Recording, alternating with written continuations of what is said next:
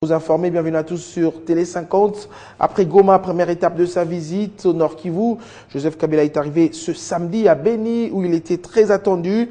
Et c'est à Oicha où il s'est adressé à la population en présentant ses condoléances aux familles des victimes. Il a aussi annoncé la prise en charge par le gouvernement des déplacés, un message d'espoir, mais aussi de solutions aux problèmes sécuritaires que connaît cette partie du pays, avec des tueries à répétition.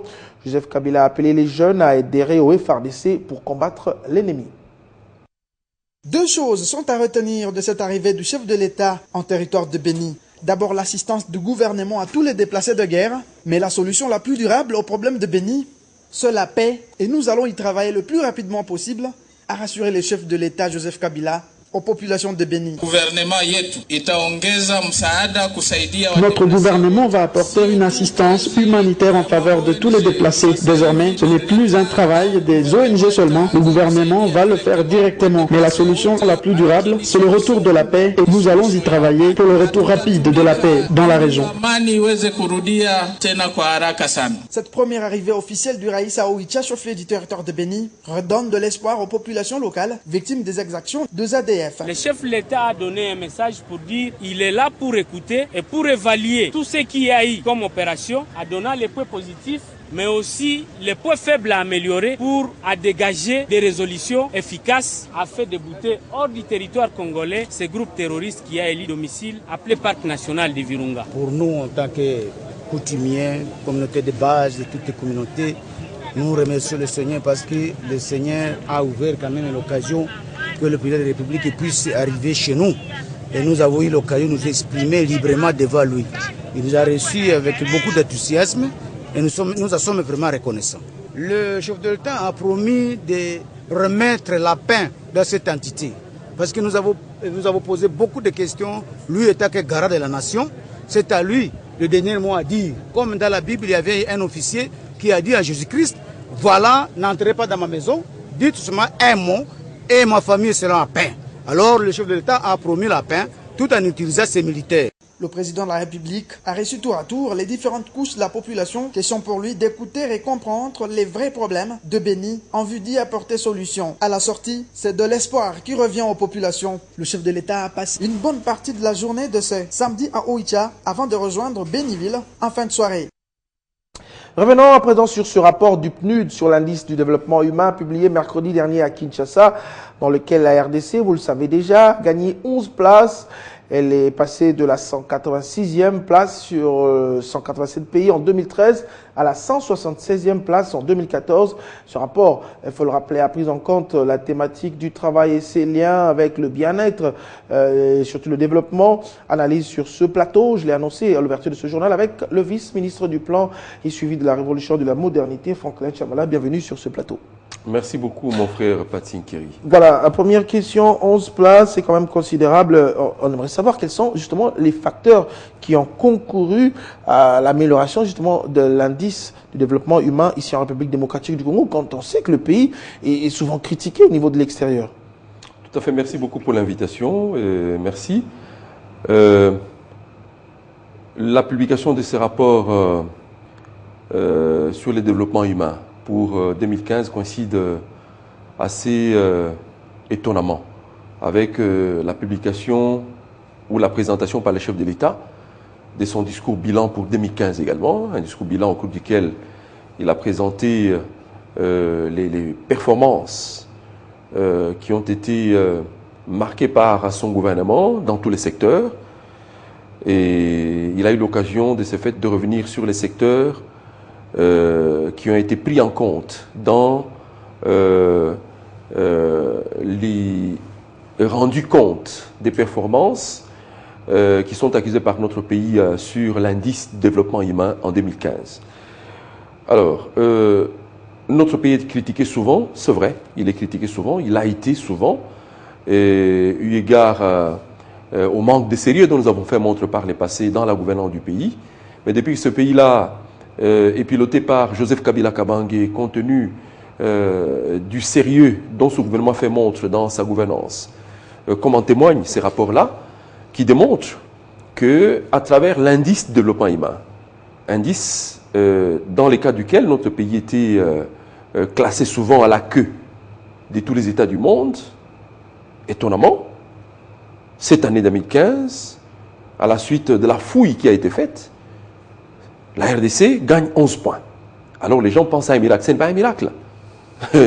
Il s'agit de performances qui sont la résultante d'un travail important d'investissement qui a été consenti par les gouvernements de la République sous la direction du chef de l'État dans un certain nombre de secteurs qui ont impacté la vie sociale du Congolais.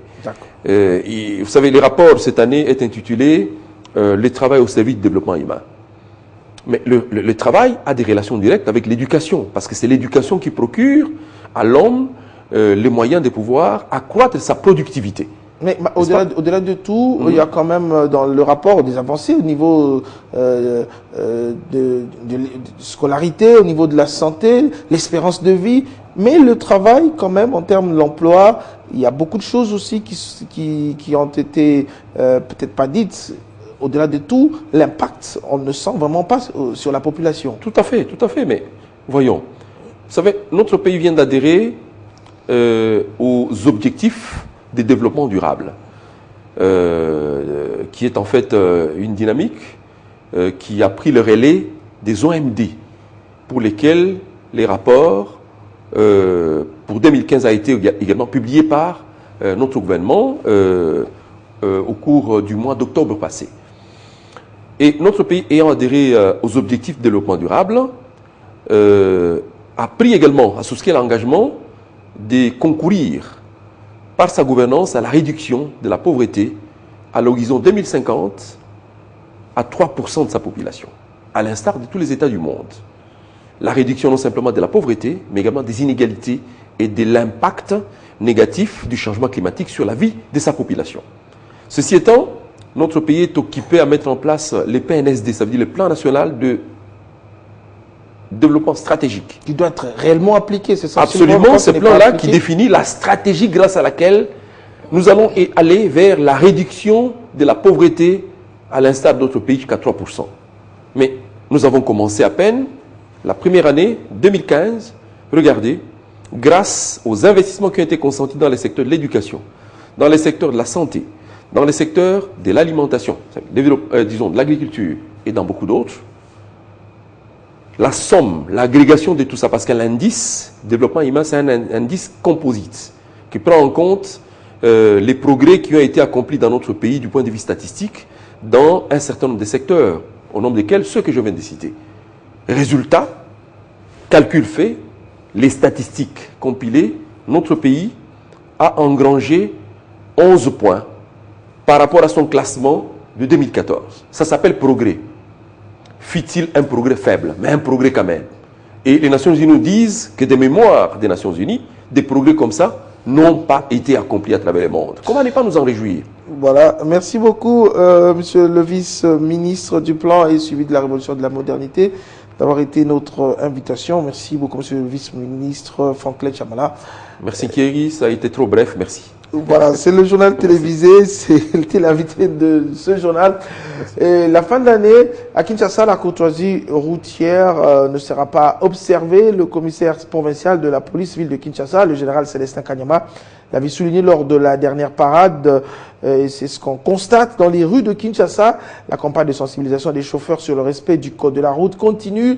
Cette fois, si c'est lui-même, le commandant de la ville de Kinshasa, qui sensibilise les chauffeurs. Regardez. Fausse manœuvre, mauvais stationnement, le respect de lignes continues et discontinues et le mauvais état du véhicule.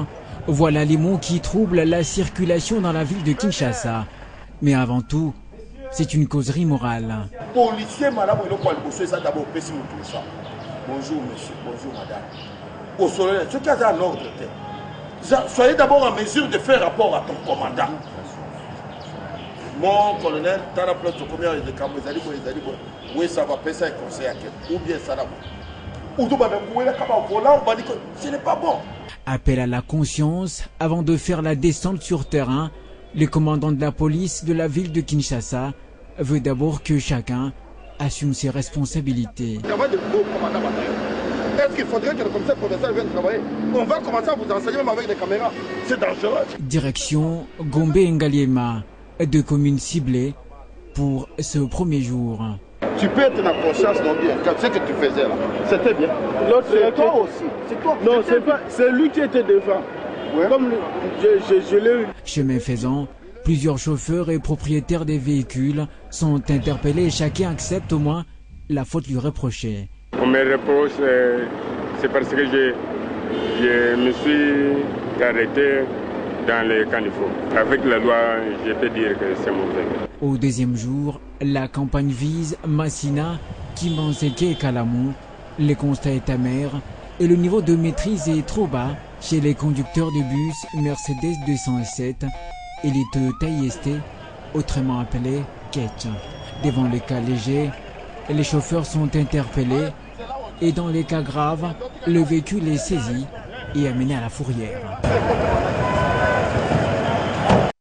Mois de décembre, mois de lutte contre le VIH-Sida dans le monde. À Kinshasa, une campagne gratuite de dépistage contre le VIH-Sida vient d'être lancée avant de s'étendre sur le territoire national. C'est la municipalité de Kalamou, dans la très célèbre cité de Matongé, qui a abrité le lancement de cette campagne qui s'étend du 17 au 31 décembre de l'année en cours. Le président de la République, son excellence Joseph Kabila Kabange, s'est engagé pour une génération sans sida d'ici 2030. Zéro discrimination, zéro contamination et zéro décès dû au sida. C'est en ces termes que le ministre de la Santé publique, le docteur Félix Kabange Numbi, a lancé la campagne gratuite de dépistage contre le VIH. Pendant 14 jours, soit du 17 au 31 décembre 2015, les personnes désireuses de connaître leur état sérologique ne vont débourser aucun rang pour avoir accès aux 10 dépistages, comme ces messieurs qui lui s'en est acquittés dès les lancements. Elle est d'ordre très importante, à telle enseigne qu'il y a beaucoup du monde qui marche sans savoir leur état de santé. Il va de notre intérêt de nous faire dépister. L'initiative est du programme national de lutte contre le sida, mais avec quel objectif? Il y a des stratégies mobiles qui vont être lancées, donc on va déployer ces gens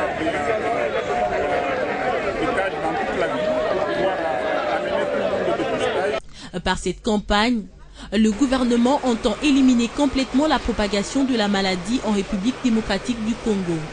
La RDC s'est lancée dans l'objectif 90, 90, 90. De ces 90% qui seront sous ARV, nous voulons que 90% aient une charge virale indétectable. Tout en encourageant les uns et les autres au dépistage, le ministre a été le premier à effectuer l'opération. En tant que numéro 1 de la santé, j'ai montré l'exemple. Je suis allé là où tout le monde se fait dépister. Je pense qu'il n'y a pas de honte de connaître son statut sérologique. Bien que la stratégie ne soit plus une nouveauté depuis 30 ans maintenant, l'intensification du dépistage reste et demeure un des moyens pour bien contrôler cette épidémie qui ronge encore l'humanité tout entière. Parlons de cette mise au point du ministère des Affaires étrangères et de la coopération internationale en rapport avec la disparition de la circulation de son comptable principal avec une forte somme d'argent. Vu l'interprétation de la presse locale à ce sujet, le ministère condamne toute attitude diffamatoire délibérée à l'intention de nuire à l'honorabilité du ministre. Suivez cette mise au point. Le ministère des Affaires étrangères et de la coopération internationale tient à informer l'opinion nationale et internationale qu'en date du 14 décembre 2015, le comptable principal public affecté au cabinet du ministre des Affaires étrangères et de la coopération internationale a disparu de la circulation, emportant une forte somme d'argent qu'il venait d'encaisser à la Banque centrale et qui était destinée à couvrir diverses dépenses du ministère, notamment les frais d'une série des missions effectuées par le ministre et ses collaborateurs et ceux liés au déploiement des nouveaux ambassadeurs. Vu les allégations sans fondement de certains organes de la presse écrite et audiovisuelle, les ministres s'obligent à faire la mise au point suivante. 1. Les comptables publics sont des fonctionnaires des carrières relevant du ministère des Finances et qui, à sa discrétion, les affecte auprès des institutions publiques qui émargent au budget de l'État. L'engagement et l'affectation de ces fonctionnaires répondent à des critères objectifs dont la compétence et la fiabilité en matière de gestion des finances publiques et ne dépendent nullement de la volonté des animateurs des institutions utilisatrices qui n'y sont même pas consultés en amont. 2. En l'espèce, les comptables en délicat avaient été affectés au cabinet du ministre alors que ces derniers avaient la charge